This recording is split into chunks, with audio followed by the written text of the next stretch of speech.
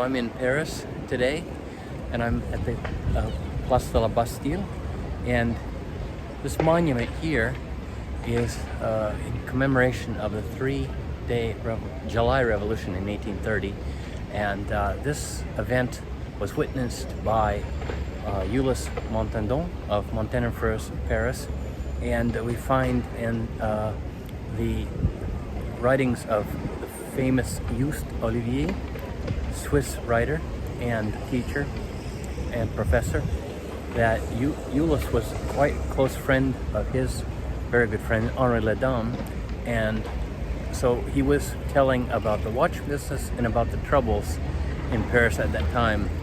Indeed, some of the Swiss Guard were massacred during this revolution, in which we saw one king replaced by another.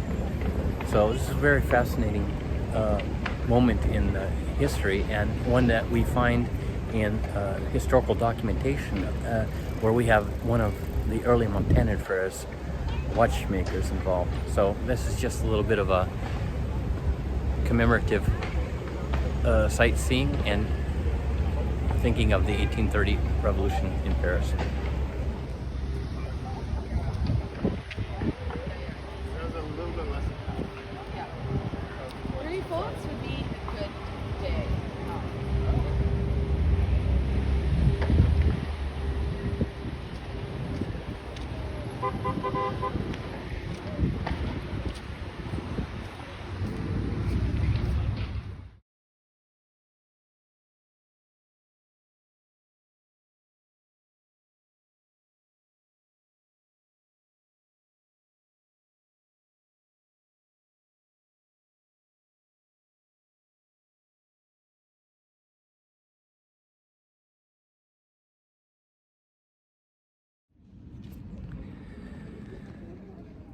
So I'm at the Chateau de Vincennes, which is outside of Paris, and this is a medieval site utilized by the earliest Capetians. However, my connection with watchmaking and visiting this is rather fascinating. Now, this location, we have the cathedral and the castle of Vincennes.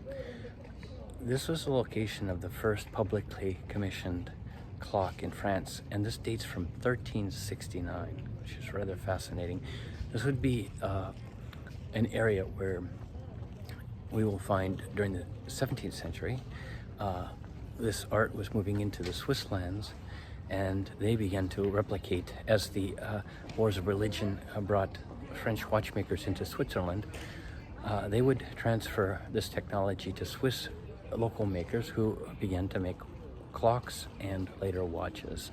And this is the moment where we find the first Montandons participating in watchmaking, and this was as early as 1736. However, this may have been earlier, and we find pendulum clockmakers, gold and silver watch case makers in this variety. But basically, this location is very interesting in that this is sort of the birth of the French watchmaking in that sense, that this public clock, the first public clock, was launched here in 1369, and we find many of these later makers would be making public clocks in Switzerland. So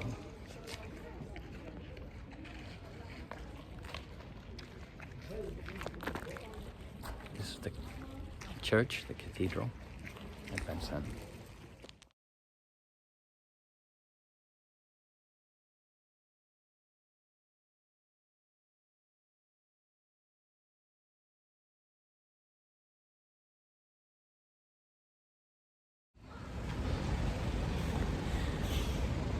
So I'm in Paris. I believe this is the 11th arrondissement, and I'm on the street Rue Beaumarchais, and in front of number 88.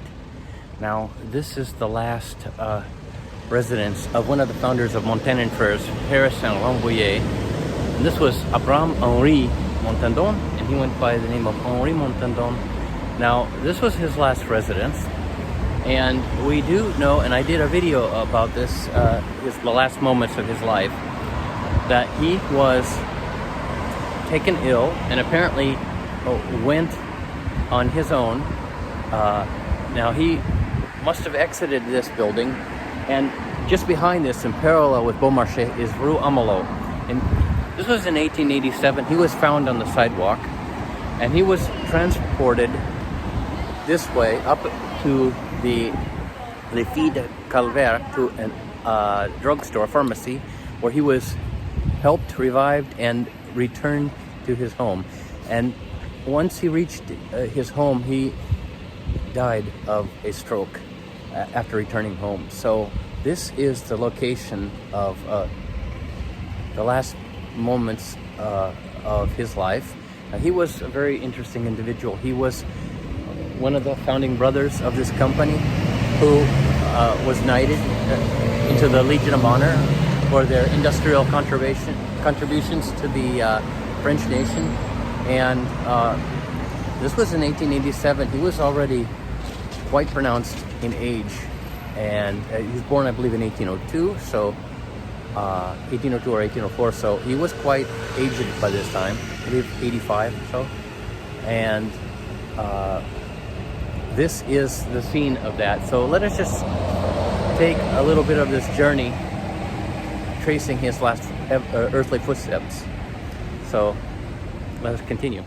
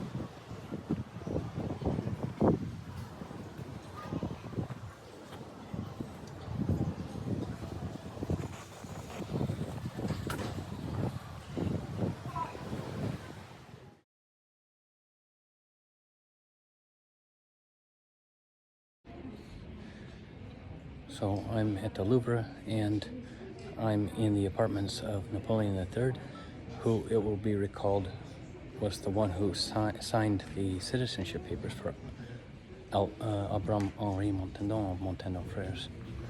So this is the man thanks to whom he received his citizenship.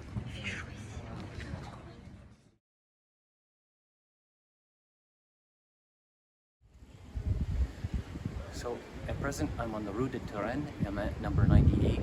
Now this was the location of Henri Edouard Montandon, who was fabricating under the name of Henri Montandon. He was located at this location, number 98, and he appears to have settled here in the early to mid 1890s, somewhere between 1893 to 1895 period, and he would remain here until approximately 1929. Well, we still see him listed in French commercial almanacs. And now, this was his comptoir. This was the place where he was selling his watches, and he was still producing them in Besançon on this Rue Battante, numbers 29 and 31, where his atelier or his workshop was located. So this was the location of the Paris sales.